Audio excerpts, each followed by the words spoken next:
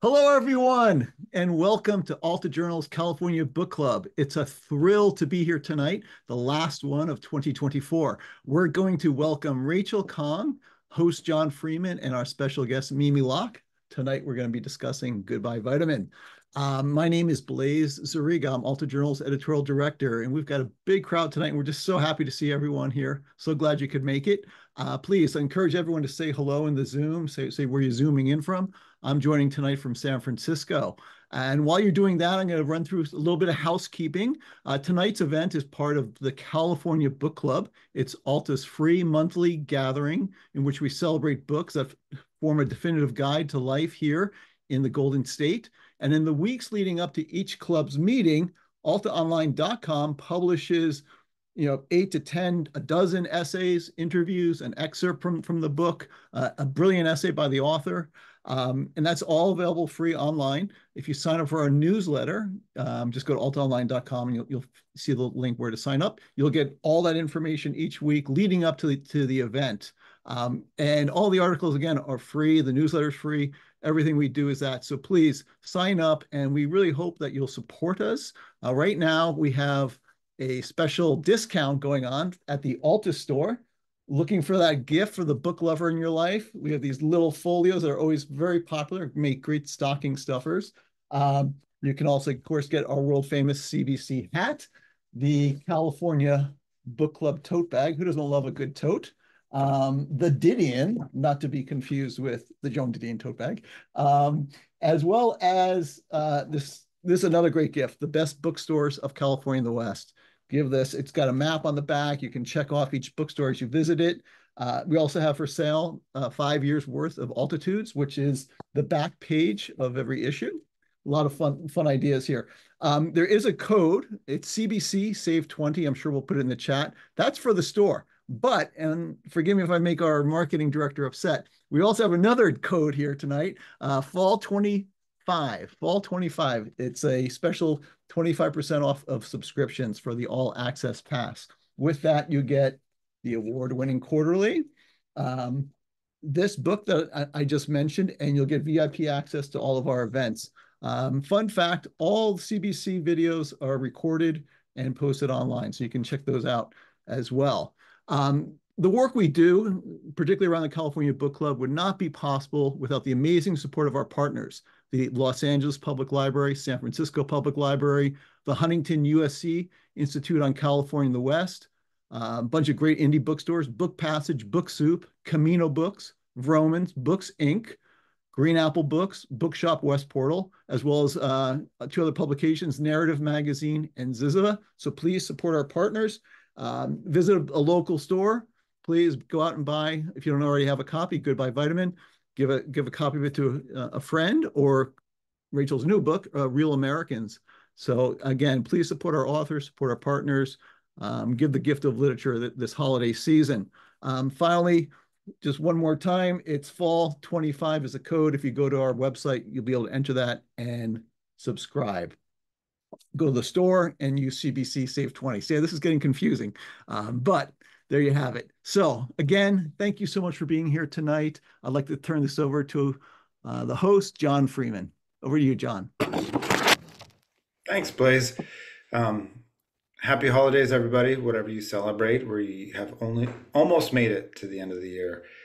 And I'm sure if some of you watch TV, you're about to start seeing those movies, which, without being sentimental, not at all religious, is one of my favorite genres, which is people coming home awkwardly in the holiday season to have uncomfortable dinners with their families and smoke cigarettes on the roofs of their houses. I'm not talking about The Family Stone, but maybe Beautiful Girls and other films like that.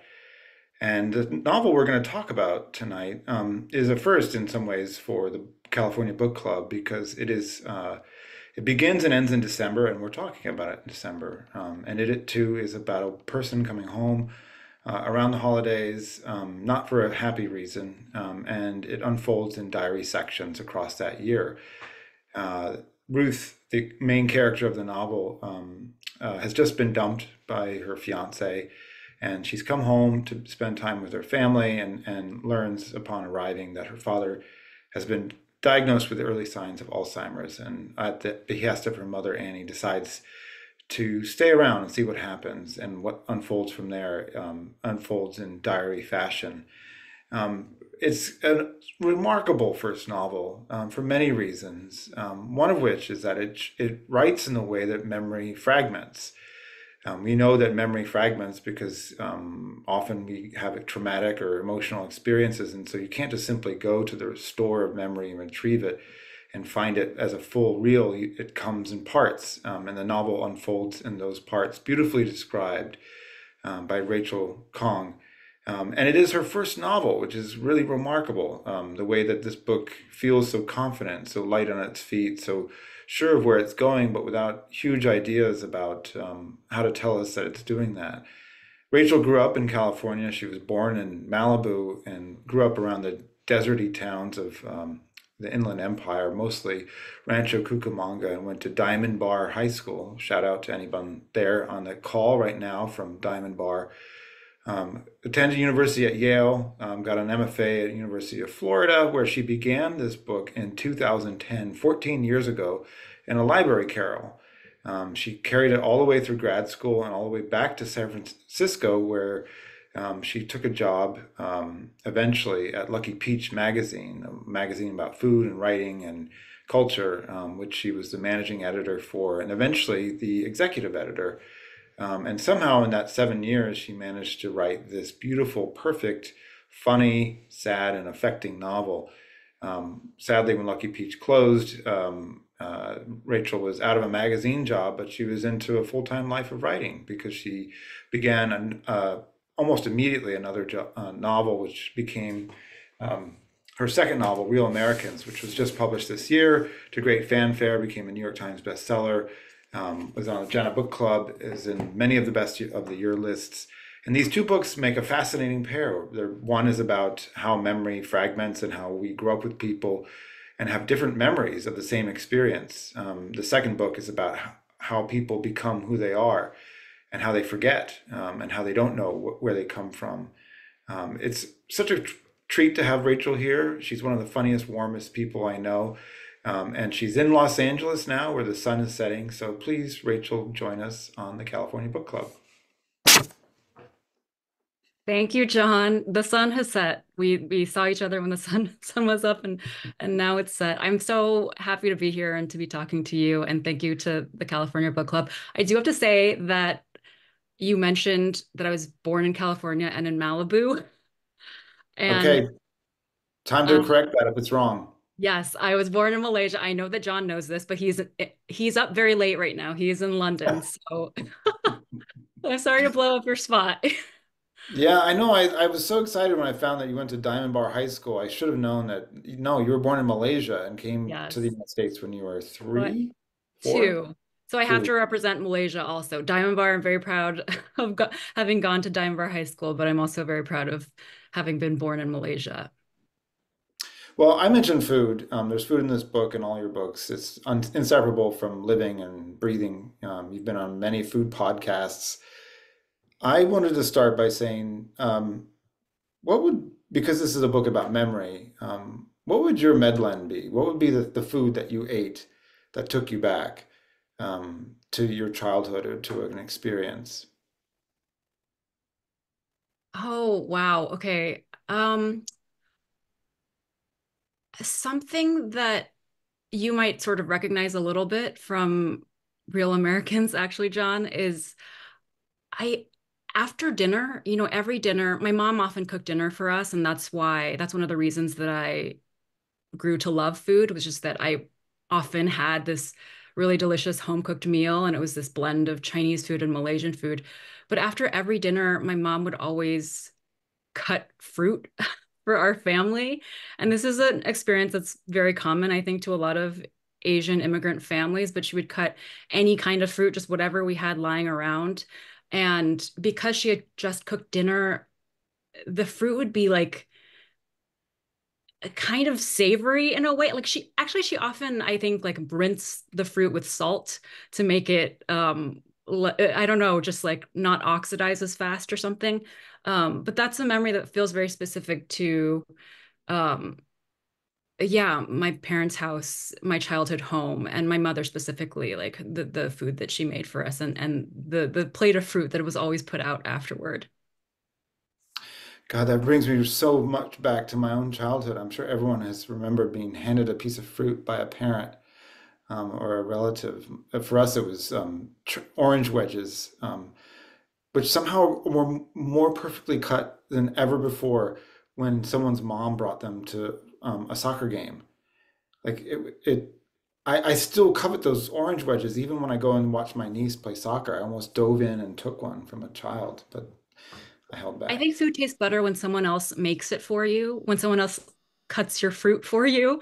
It just it just tastes a little bit better. I still have a bad habit actually of taking other people's cut fruit. If my husband has left sort of half of an apple on a countertop, I gravitate to it and I leave a little bite or two in that apple. The family in this book, it's, as I mentioned in my intro, Ruth comes home. Her father's beginning to show signs of Alzheimer's. Her mother's a bit overwhelmed and is trying to control the food of the house and say, okay, we're no longer going to cook on aluminum because maybe that's what's done this. She's obviously giving her husband vitamins because that's one thing to do while the disease is sort of wreaking havoc. And Ruth's brother Linus isn't around, and we begin to understand that that this is not the only calamity which has happened to this family. This neurological frontal lobe dementia. It's there are other things that have happened, and I wonder if you could talk a little bit about writing a novel, that sort of veers away from simply the sort of locus of disease into a larger existential thing, which is how different people process um, memory and how they process sadness in a family. And what you were thinking about in 2010, 11, 12, 13, 14, 15, 16 that made this compelling to you. Why your brain was drawn to memory and the differences in how people remember. I think this book really started with memory rather than Alzheimer's. It's funny because now the book, of course, is so much about Alzheimer's. I saw that Alta talked to an Alzheimer's um, doctor or specialist, and it feels so central to the book. But at the time that I began the book, I was really interested in memory itself, as you've said, and memory just as the stuff between people that is what we have in our relationships, that sort of binds us together. And yet it's completely faulty. The fact that we have now had, like any two people in a relationship together, they have shared memories, probably, but there are also a lot of memories that aren't shared and memories that, um, people remember, each person remembers a little differently or completely differently. Oops, I hit my lamp.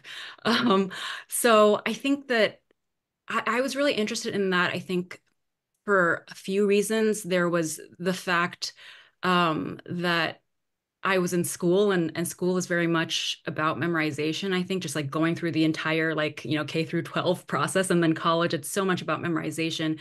And I had always thought, this is not how my brain works. I'm just not a person who memorizes things in this way.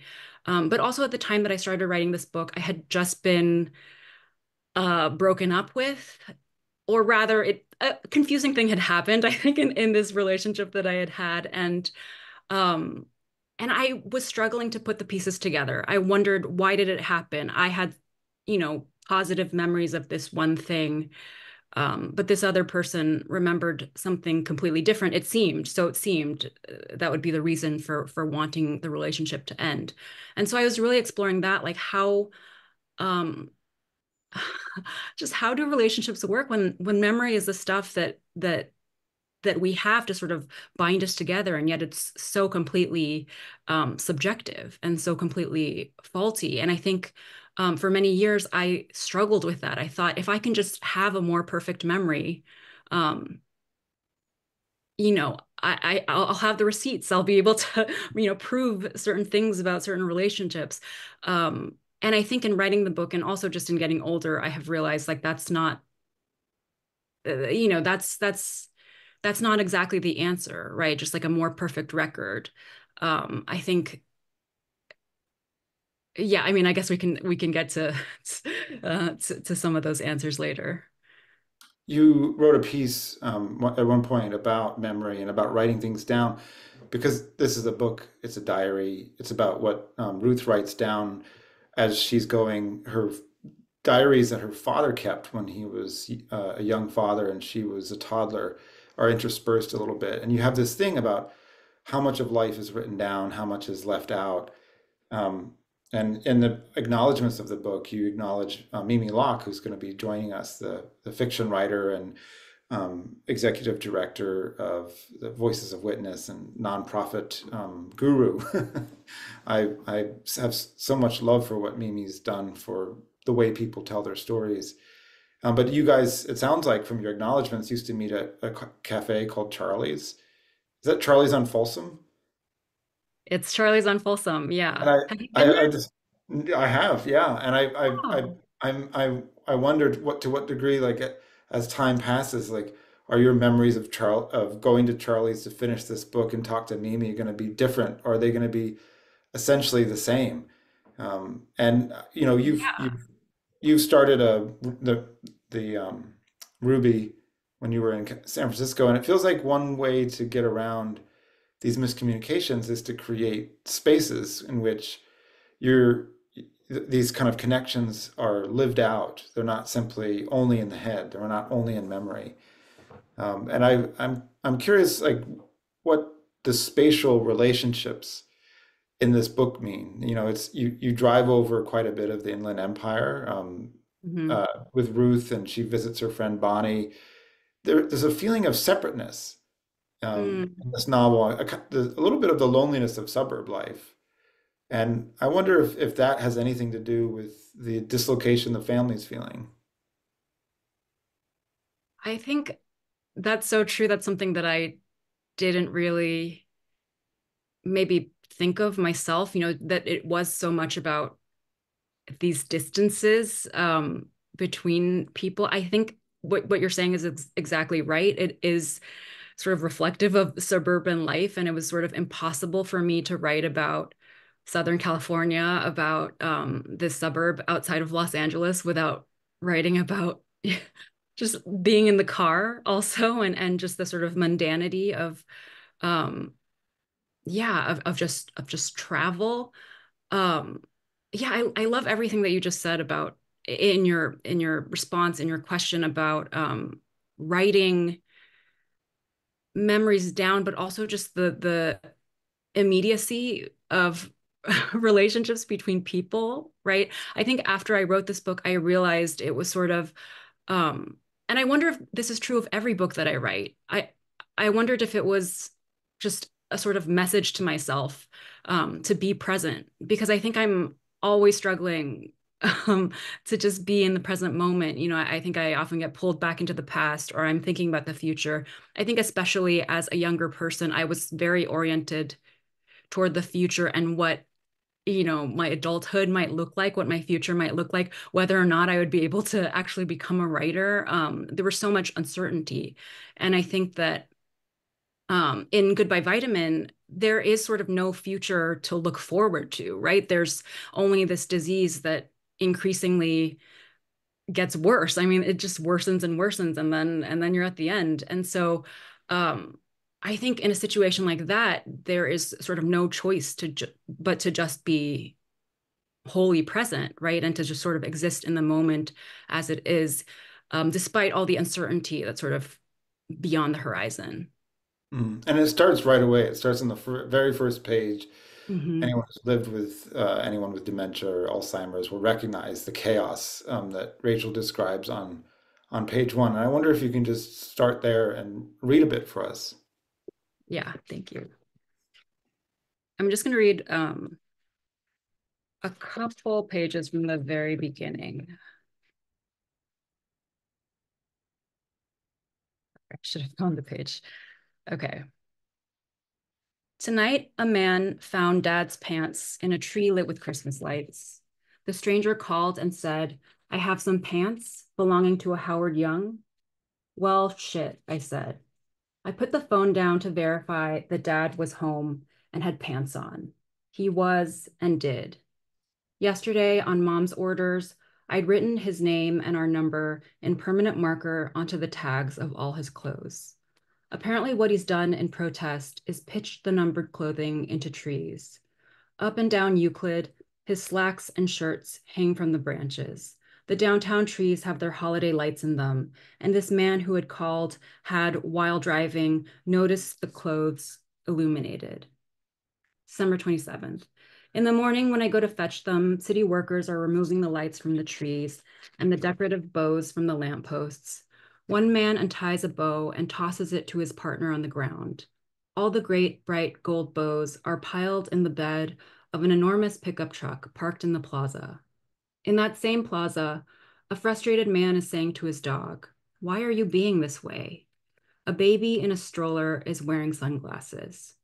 "Dad, all my hard work," I say later at home. "I've collected a pair of pants, two shirts, a few knotted up ties.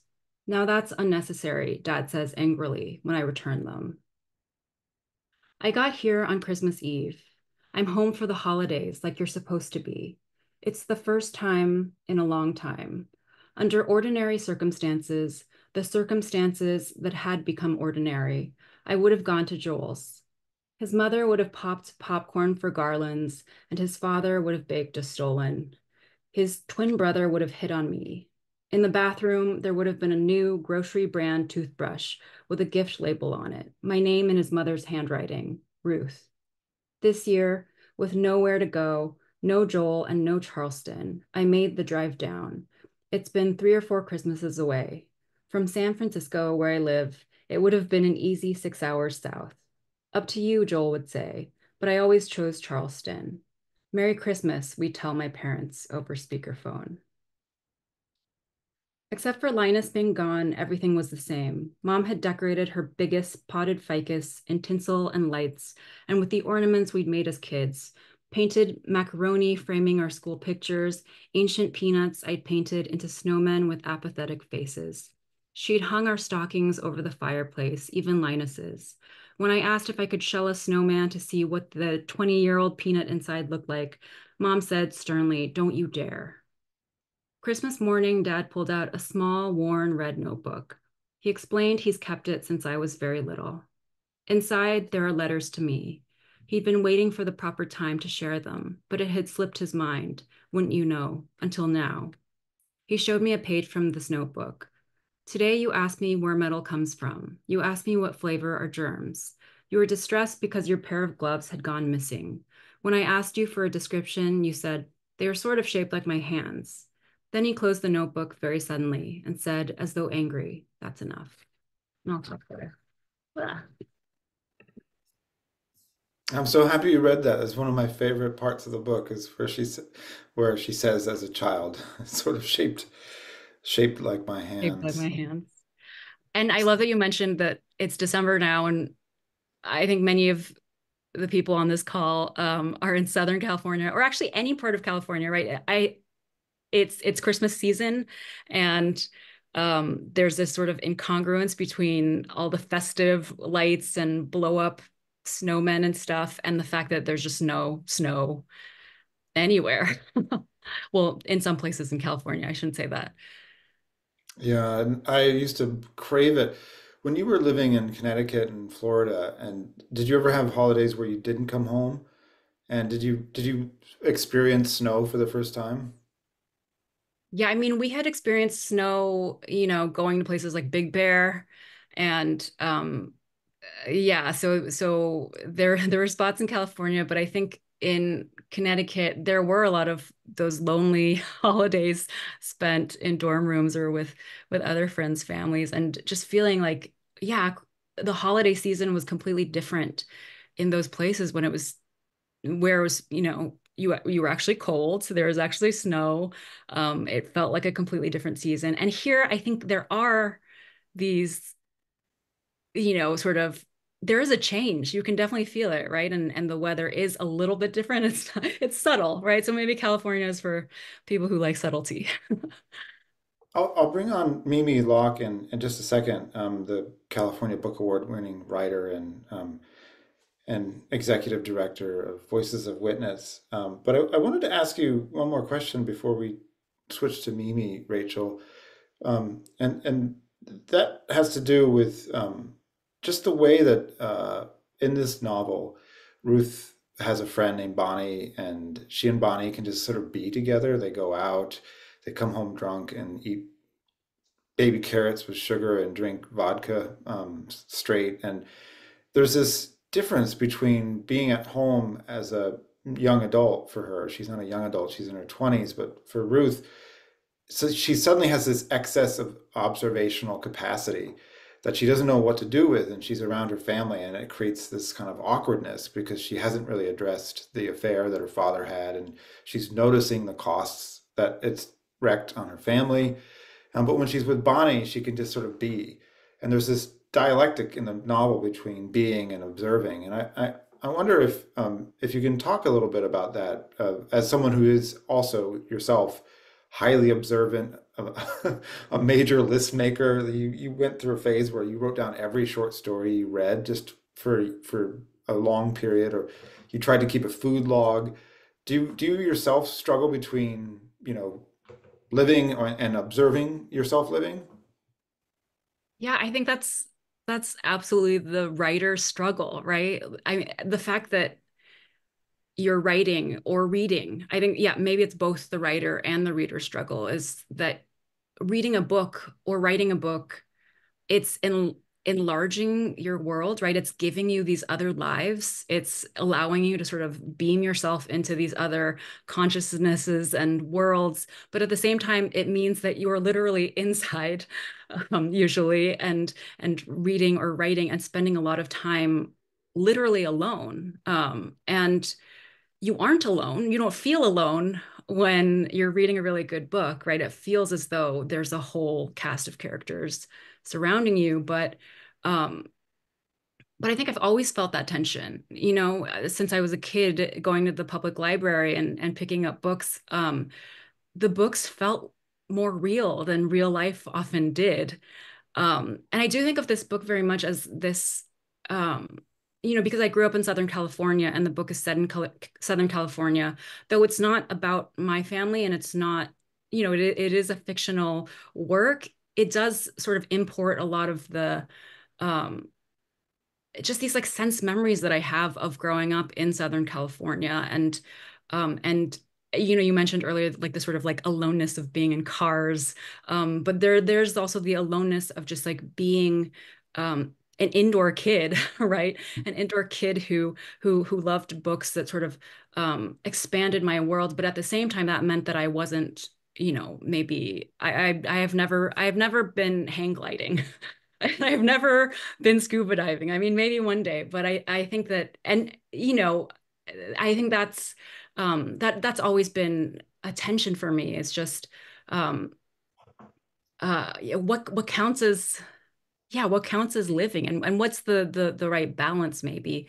And Bonnie as a character is a character that I love so much, because she is sort of a friend from childhood, a friend from youth that it's an over a decade long friendship, and I think almost 2 decades, I guess, but it's very much a relationship that's not um conditional. There are not these expectations that you might have of a romantic partner or you might have of a family member, right? Like I think within families, there's almost this like obligation to love one another. And between Bonnie and Ruth, they don't have obligation. It's just um, pure love and affection, and they get to just be. Yeah, it's very creaturely in a way that Mhm. feels true to friendship. And one of the things I love about knowing you as the little that I do is you seem to have a talent for friendship among other writers and people you grew up with, and among them is Mimi Locke, who, as executive director of Voices of Witness, brought in so many oral histories from Zimbabwe, from Palestine, from all over the world. curated them and helped these books come to life. Basically, helping people discover the power of story, and it's something that she knows about herself as a fiction writer. Uh, Lost of Her Name, a novella and stories, was silver prize winner of the California Book Award. Mimi, come on and ask Rachel some questions. Hi, Hi. Rachel. Hi, everyone. I'm so happy to be joining this appreciation of you and goodbye vitamin or goodbye vitamin, as we say on our side, my side of the pond. Um, so I have to start by saying that this book holds a special place in my heart, not only because you wrote it and our friendship, and not only because of the wonderful writing and subject matter, but because I had, as you and John mentioned earlier on, I had the privilege of actually witnessing you writing this book, working on this book, working alongside you. We wrote our debut books together, Last of Her Name, Goodbye Vitamin. I feel kind of like our book cakes that we baked in the same kitchen, in a way. And so before this event, you and I were texting, trying to remember when exactly that period of time in our lives was. And I was like, 2014. And you were like, no, I think it's a bit earlier. So I went back over some of the texts from that time. And I Whoa. discovered that, yes, and I discovered that most of our texts revolved around when we're meeting up to play mahjong and when we're meeting up to go to Charlie. So two very important endeavors. And so, tying in with the theme of faulty memories. Um, and um, and so at that time, Rachel, you were still living in San Francisco, and we lived in the same neighborhood in Bernal Heights, and we on the opposite end of the park. Charlie's was somewhat halfway, so we'd meet a couple of mornings a week before we had to get to our full-time jobs. And it was kind of like going to the gym, right? We would show up, say hi, sit down, strap in, tunnel vision into our books, and then after about an hour and a half, we'd go off and pay our bills. And and I want to say how meaningful that time, that companionship with you was, as writers, as friends, because I know that we were both at that time finding it challenging to recommit to actually have a regular writing practice, juggling jobs and life and all that kind of stuff. And so that's what we started with. And so I really don't know whether I would have written Last of Her Name if you hadn't helped me kickstart my practice.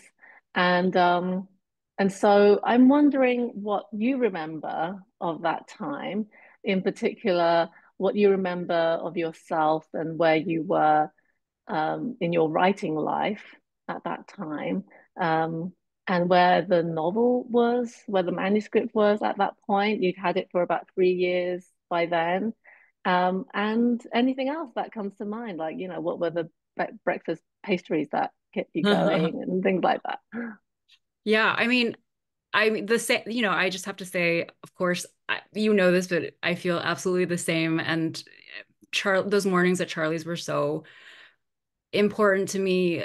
We did sit and write, but we did also just talk a lot. And I think that was just as important for the writing, even if at a single session I wasn't making a huge amount of progress, which often I wasn't making huge amounts of progress. And we were doing this, once a week, when we could, on Fridays. And just squeezing it out this 1 hour before we went into our jobs. Um, and so it's yeah, it was so meaningful to just have somebody who was, doing this thing that felt in many other ways completely crazy. Like, why was I doing this? Like, why was I working so hard on something that it was, not guaranteed, that I had no idea that I could even pull off? And I think, you mentioned that we both had these full-time jobs. They were more than full-time. You had Voice Yeah. Witness, which is just, I mean, we both worked, sort of under the publishing company McSweeney's, like that umbrella. And um, I think it's fair to say that there were not, I mean, it was understaffed, and we're both putting in a lot of hours, and I think because both of our jobs, involved words also, right? Lots of emailing, lots of sitting at the computer. It seemed especially nuts to then try to also write a book and try to just like, sort of insist on our own fiction. So I think what I remember of that time and just like, which now I guess over 10 years ago, right? It's crazy, but Yeah. it's been a long time. I remember just so much doubt, and I remember, yeah, I mean, I think that a lot of Goodbye Vitamin is about Ruth's sort of feelings of failure, and about the fact that she feels like she's not where she should be as a 30-year-old woman. She's sort of been set back in all these ways. And I think that was actually reflective of some of my feelings at the time, right? Like just that I had been working on this novel, sort of since 2010 or so, um, and couldn't manage to finish it. I was just like, continually trying and couldn't really manage it. So I think I was very hard on myself. And I think you were always helping me to be a little bit more gentle. At the same time, yeah, it was accountability, right? Like very much like the gym. I didn't think about it that way. But I think that it was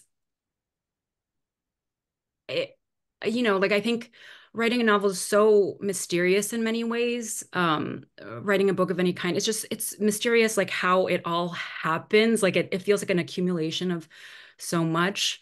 Oh, Um, yeah. but I do think that it happens like in the day to day, right? Like those very like mundane, trivial moments. Um, and there was nothing remarkable about each of our like coffee dates, right? We would just like get the coffee. Sometimes I don't remember a single thing we said to each other. Me neither. Yeah.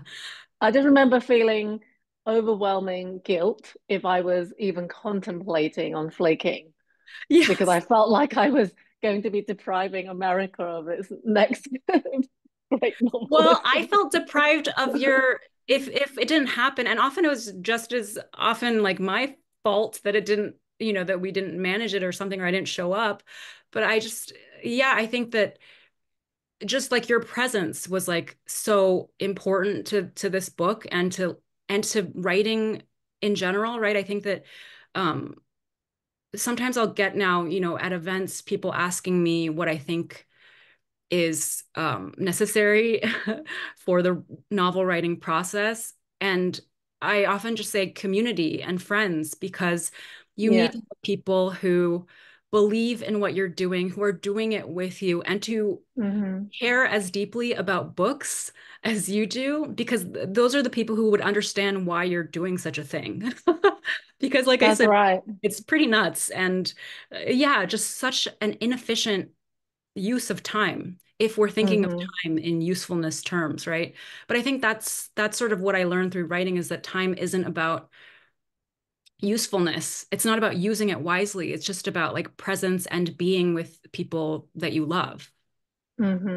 Absolutely agree. Um, so you mentioned that you can't recall a single thing that we wrote or said during those during those moments. I was the other day, I just finished a new story collection and I was figuring out the ordering. And so I Congratulations.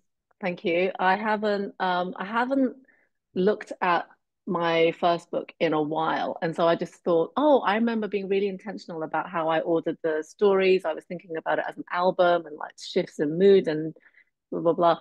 And I sort of dipped into some of the stories. Some of them I just skim read very quickly. And it was surreal how I couldn't remember writing some of the sentences.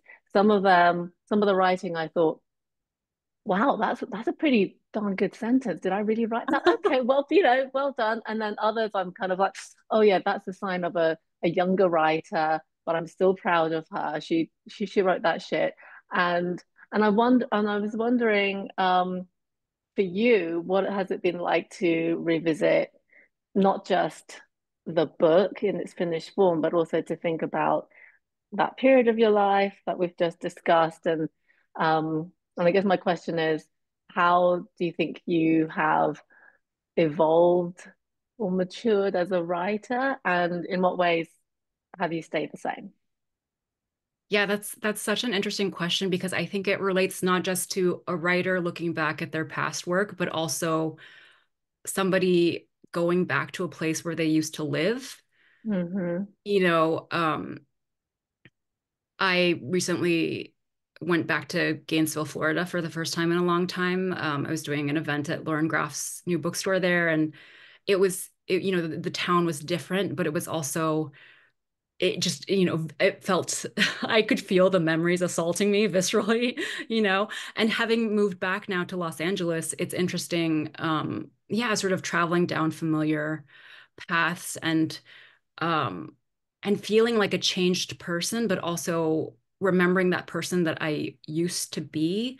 And I think that my default response is always like shame, right? Like I always feel just like sort of like, oh, it's like I'm cringing at like the Oh person who would no. write that sentence or like, or make this bad decision or whatever. I mean, I think that that's like historically how I've felt, but I think Mm-hmm. um, that more recently, I have felt just more like curiosity and compassion toward that person, like I Yeah. read Goodbye Vitamin. I mean, I didn't, I'm full confession, I did not read it again for this book club. I can still remember quite well the experience of writing it and the book itself because I spent so long with it. But um, yeah, I think it's a book it's the best book that I could have written and published.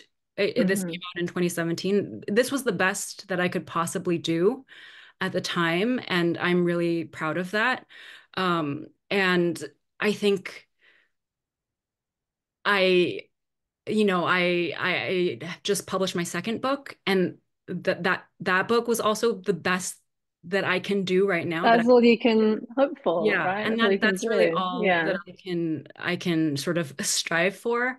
And I think there is no end point, right? Like I'm always going to be trying to sort of outdo myself, but at the same Mm-hmm. time, what I'm interested in is going to shift, right? Like I'm a different person than I was in 2013 in some senses. I mean, Mm-hmm. not all of them, but um of course my interests will change along with that. So I think when I think of Mm-hmm. like how my writing has changed, I think it's that yeah, I'm interested in slightly different things, although sometimes I can see sort of the through line. But also um I mean, I'm just an older person. So I Yeah. feel a little bit less maybe like emo about the whole thing. Like it feels to me like this is okay, this is my job. I can do this. I've written a book, I've written another book. Each novel is its own puzzle and its own challenge. And I know that the one that I'm working on now is going to take another 5 to 7 years, if that, knock on wood. I'm knocking on the wood literally right now. But it's yeah, I think that it's there's no end to the sort of wanting to um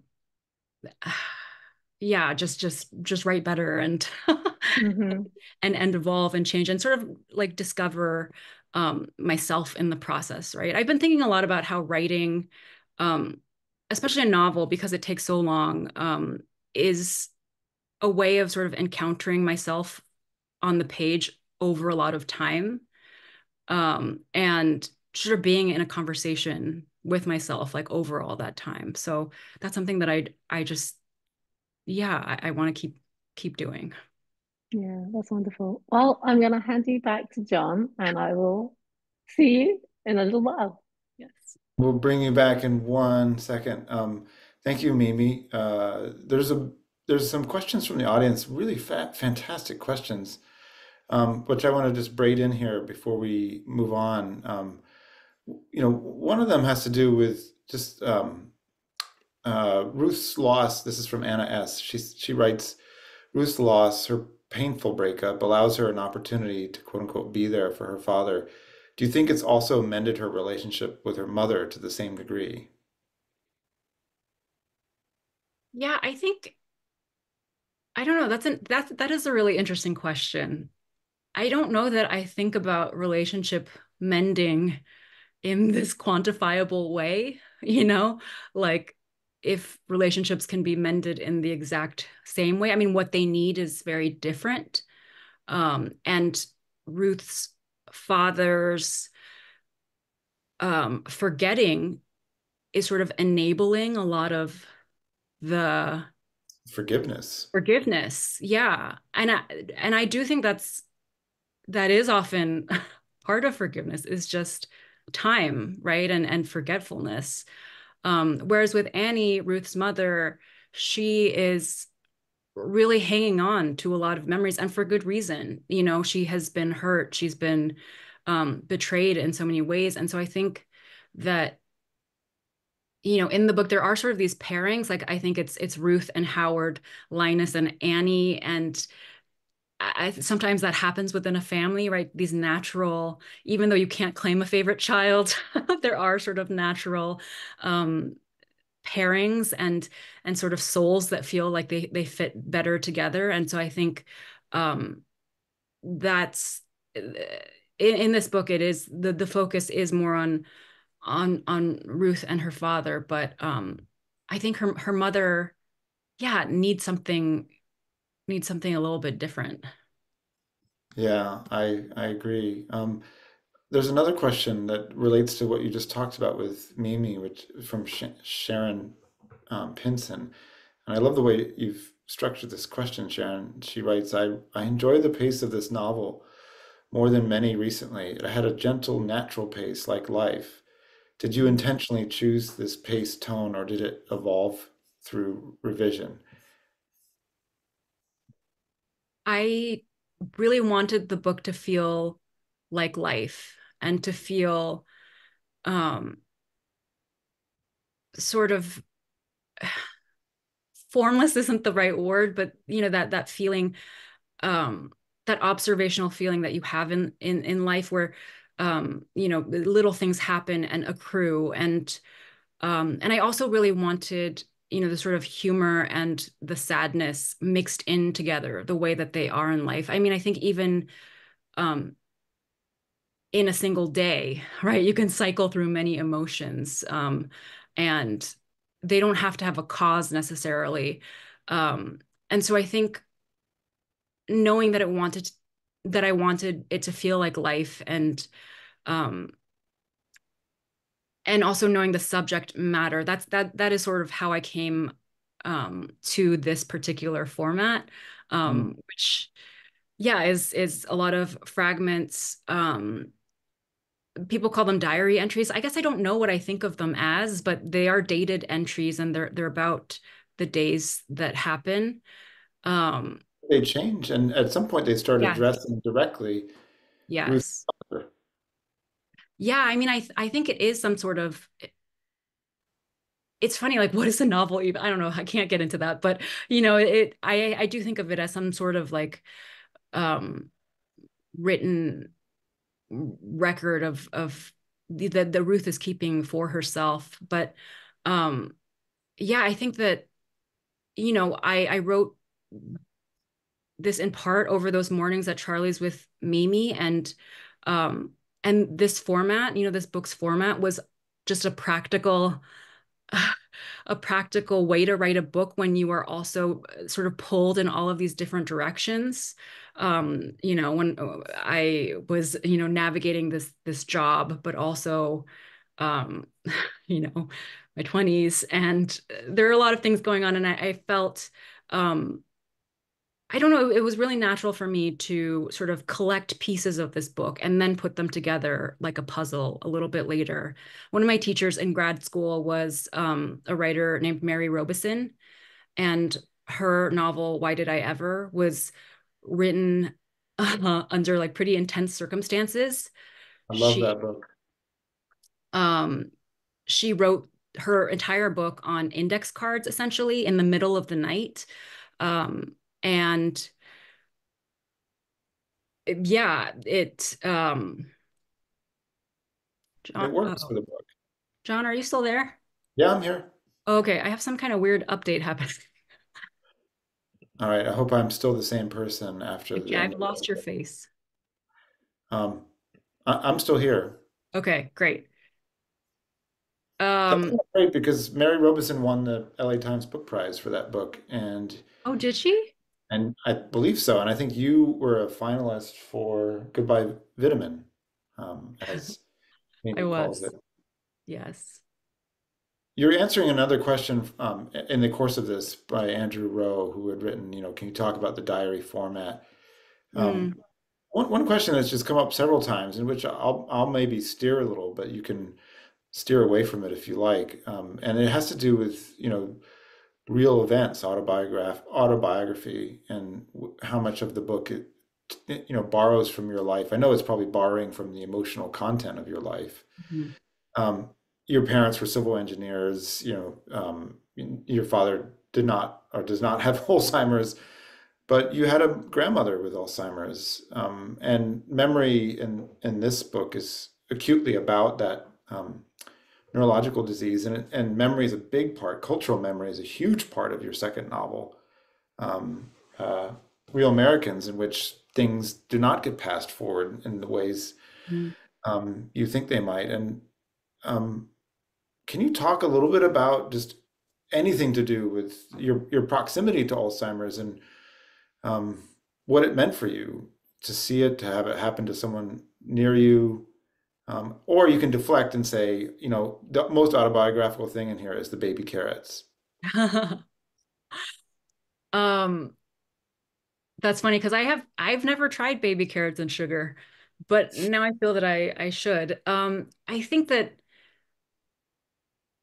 as you said, this novel is very emotionally true. It's about this preoccupation with memory. It's about sort of despair over relationships of all kinds, right? And the ways that they fall apart because of mismatched memories.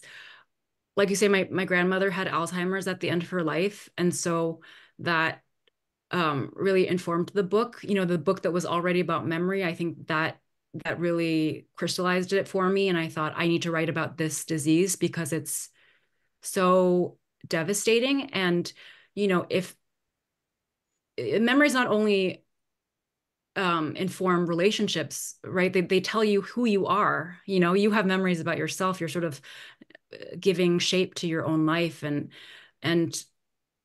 I think that it just like, it just broke my heart watching that. And I think it also, there's no tidy narrative to that. It's just a really sad one. And I, and so that's, yeah, that is the autobiographical piece. I mean, the other piece that I think relates to my second novel too is that um, it's genetic in my family. My grandmother had the disease. My father doesn't have it, but he is a carrier of the disease, and I'm also a carrier. And so we don't know what's going to happen. you know, I could have Alzheimer's when I'm older. He could have Alzheimer's. I have no idea. Um, but I think that's again, sort of the I don't know, like part of the reason I wrote the book was just like sort of imagining myself into how that would feel. And um and if it does, it could be that, it could be something else. I mean, we're all gonna die. Like bad things are going to happen to each of our bodies. Um, but if all that is true, yeah, what is important? What what does exist between people? And I think that's what I really wanted to explore. But to that question of, yeah, like what is autobiographical, I think that um, uh, I, if that's asked, I always try to remind myself that that means um, that I did a good job of convincing you that these are real people and that you might believe yeah, this is an actual real person, and that person's me. Mm. Mimi, why don't you come back in?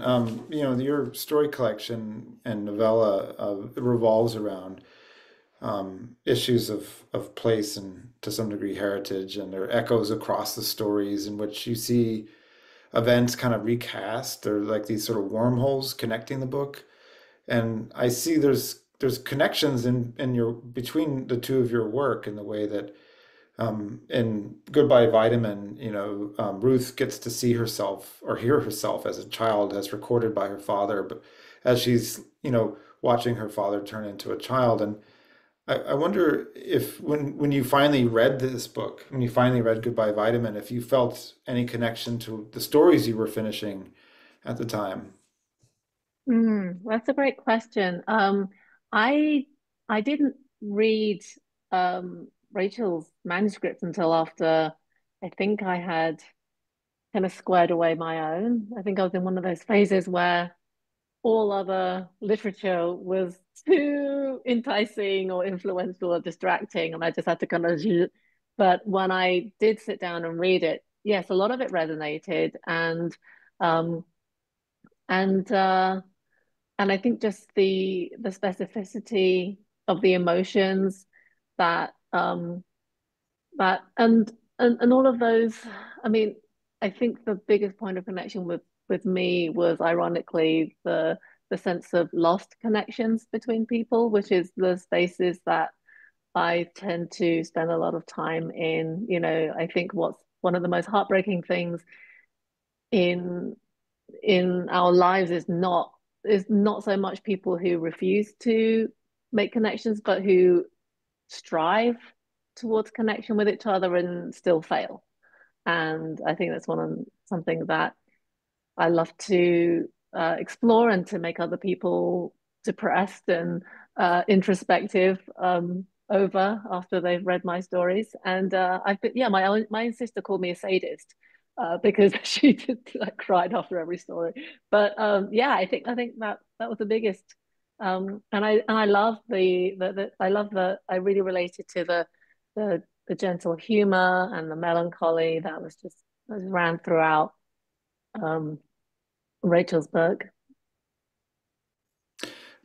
Rachel, when Mimi finished her book, you had an event together. You're Mm-hmm. a frequent interviewer, very generously so, of other people's.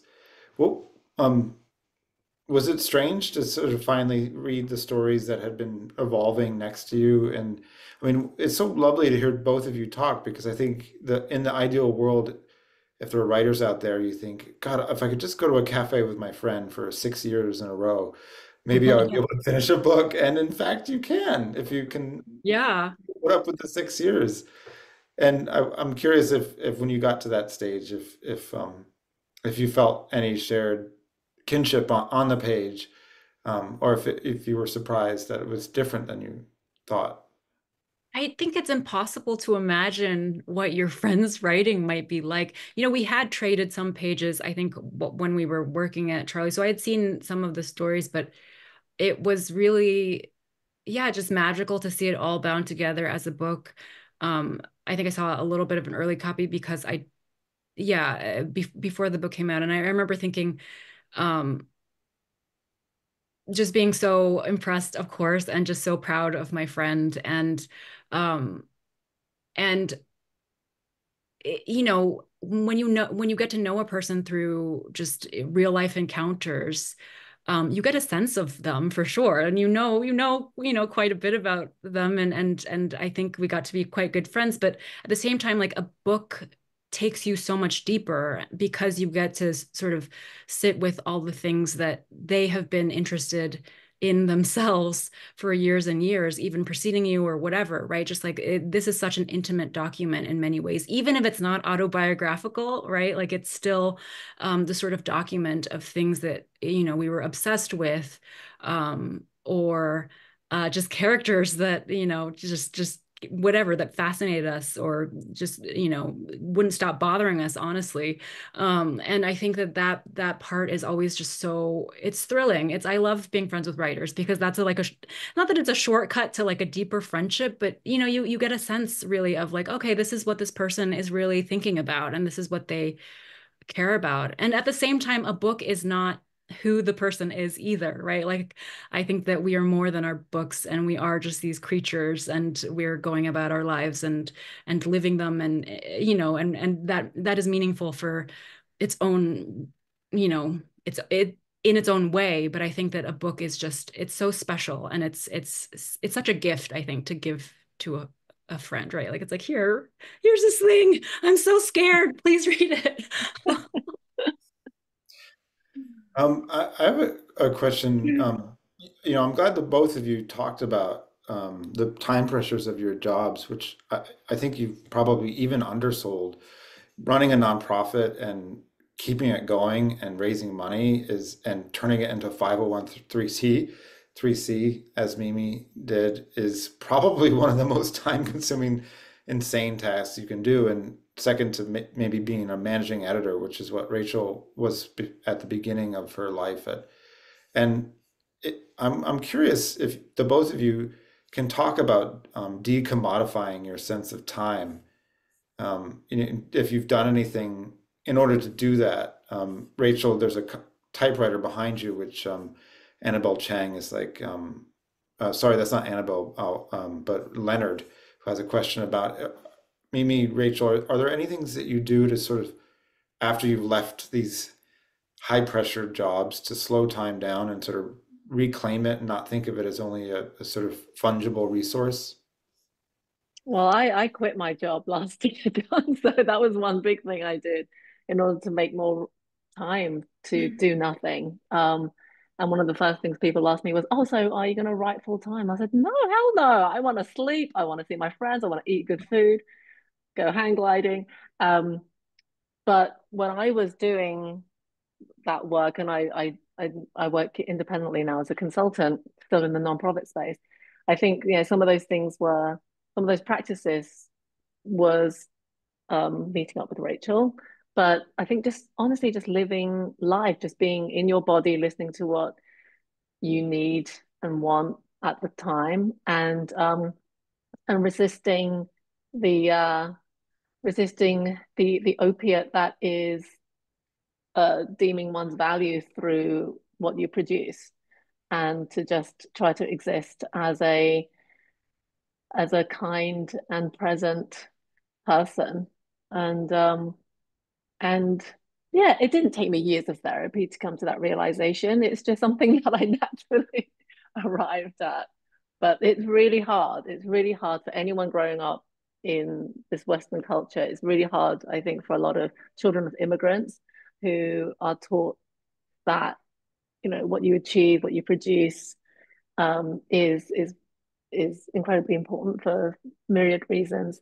And so it takes some time to deprogram oneself from that.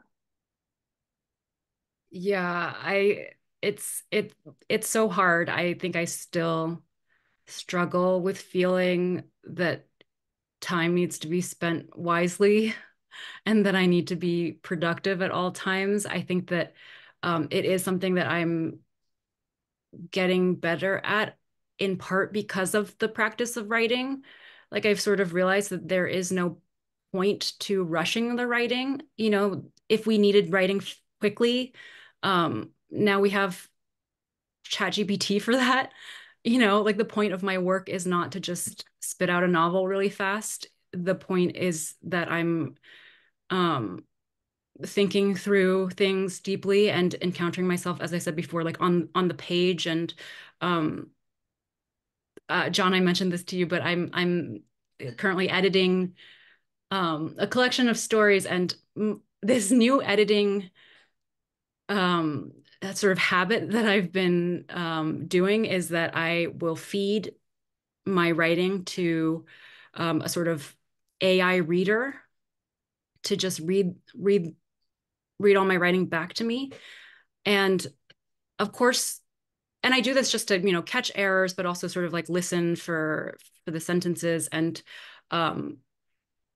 there's the option to speed up your reader, right? Like you could be listening as fast as you can manage. But I realized that's not actually like, what's the point of that? Like if anything, I need to slow down with my writing. I need to, not obviously like discipline matters and dailiness, at least to me, it matters a lot in terms of like making progress on a work. But I think that time is just as important because it's time that enriches the work and deepens it and brings up questions that you didn't even know that you had, when you started out on this project.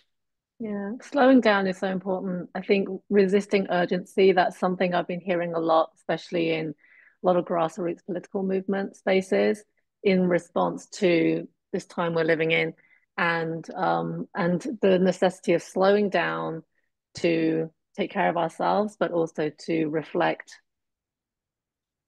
strategically and formlessly as well. And I loved what something that someone said, an organizer said that slow leads to smooth, leads to fast. And so I I try to subscribe to that, not with any expectations of I'm ultimately going for speed, but just knowing that when you've taken the time to slow down and just be aware and understand, then there's a and just kind of going for that sense of ease where you can find it, even if it's just rare moments in a very busy life. Well, it pays off because the momentary quality of Goodbye Vitamin, this is my third or fourth time reading it. It's so alluring and lifelike, and Mimi, the stories that you produced over that period, they're so the depth of character is astounding, and I think there's no real substitute for time for using time, not using time, sorry, but taking time, letting time have its way with you to create character. And Rachel, I think Goodbye Vitamin has an eternal family in it. The third, fourth time through this book, I saw different things about Linus and his mother that were invisible to me because I was so clobbered by the just accuracy and anguish of the portrait of caretaking. And I don't know. I hope if anyone's listening who's writing or just who feels rushed, if there's a way you can take time. Yeah. When I published this book, I remember thinking, wow, I spent, 6 years probably writing this really slim book. And it's a book that can be read in one sitting. You can just, take a couple, maybe not a couple hours, but a few hours and just read it in one go. And I remember at the time thinking like,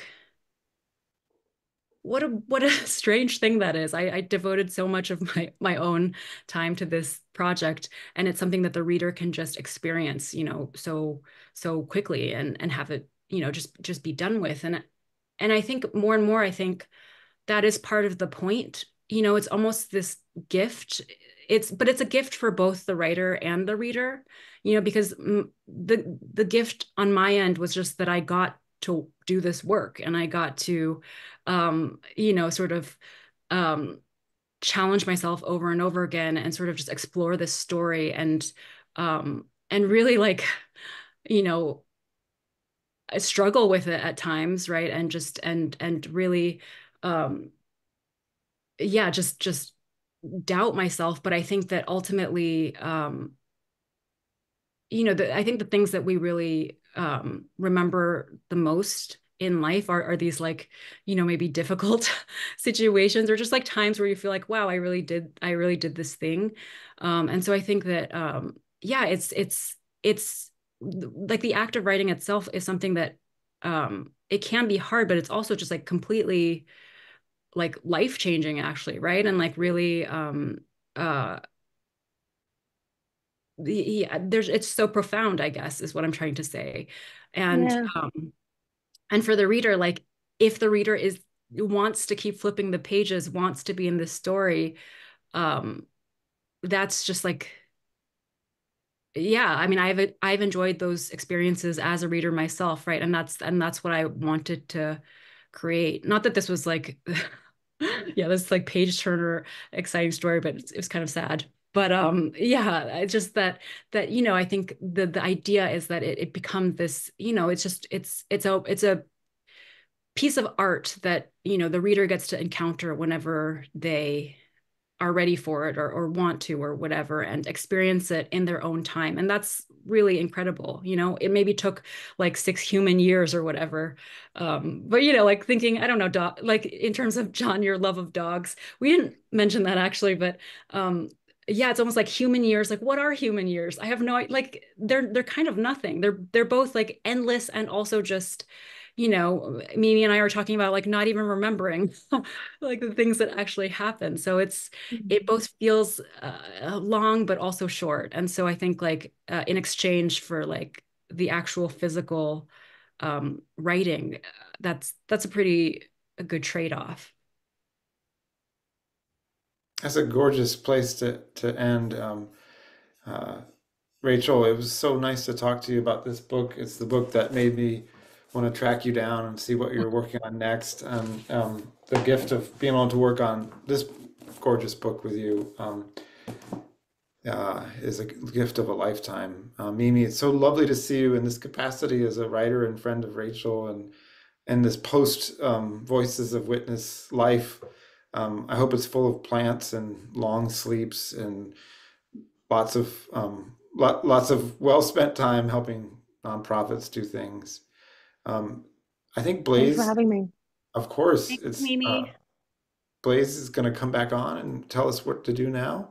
Yeah, wow. Thank you. Thank you so much, John. Thank you, Rachel. Thank you, Mimi. And thank you everyone for joining us tonight. What a treat. And I'm going to walk by Charlie's on Folsom and look for a plaque on this spot. Mimi and Rachel wrote their books. Um, so tonight's program was recorded and will be up on californiabookclub.com or altaonline.com later tonight or first thing in the morning.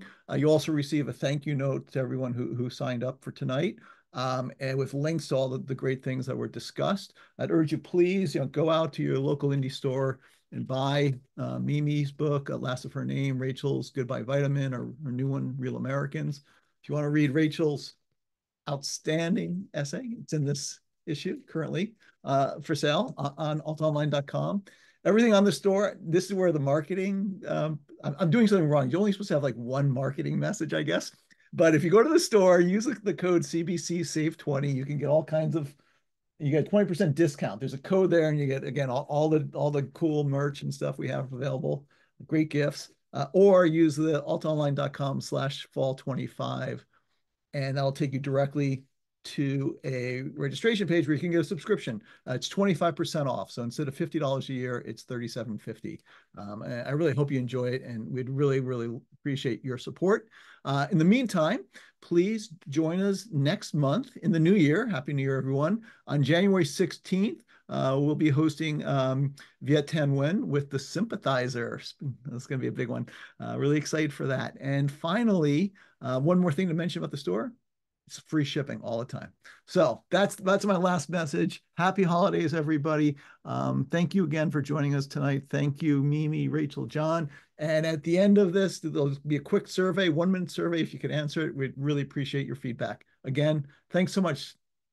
Take care, everybody. Happy New Year.